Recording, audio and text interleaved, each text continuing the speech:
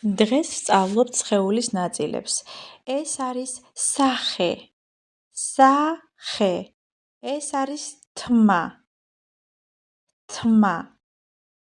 ეს არის წარბები, წარბები, წარბები. ეს არის თვალი, თვალი, თვალი. ეს არის ცხვირი, ცხვირი, ცხვირი. ეს არის პირი, პირი, პირი. ეს არის ყური, ყური, ყური. ეს ადამიანის სხეულის ნაწილებია. ნაწილები. ეს არის ხელი, ხელი.